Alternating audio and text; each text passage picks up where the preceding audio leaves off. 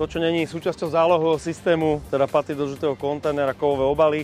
Veľmi dobre recyklovateľný materiál, znova sa z neho dá vyrobiť kov a čokoľvek, proste opäť konzervy sa z toho môžu vyrobiť. Dostaneme sa za chvíľu k zaujímavému materiálu, k tetrapakom. Vidíme tetrapaky. Oni sú z väčšej časti, z 3/4, 75% obsahujú kvalitný papier.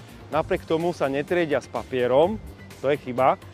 A to práve preto, že obsahujú aj plasty a prípadne plasty a hliníkovú fóliu.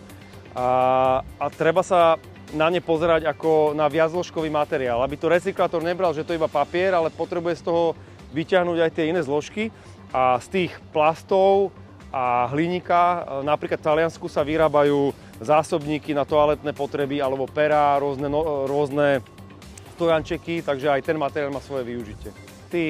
Rôzne bandasky, väčšinou je to teda polypropylén, ako som už spomínal, veľmi dobre recyklovateľný materiál. Nasekajú sa z toho najskôr také menšie vločky a potom sa z toho vyrába regranulát a dá sa z toho vyrobiť obrovské množstvo plastových materiálov, napríklad znova hračky.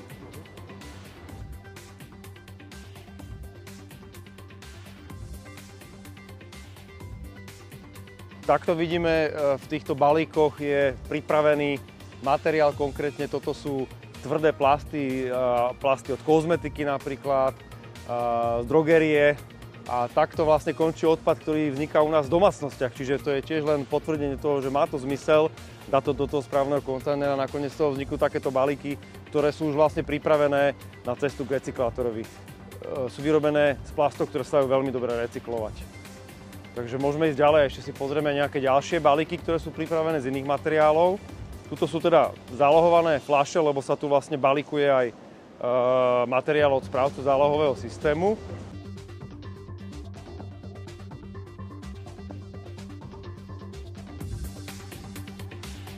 Toto sú tvrdé plasty, väčšinou polypropylén. To môžu byť rôzne bedničky, hráčky a podobné materiály. Takisto tento odpad sa dá veľmi dobre recyklovať.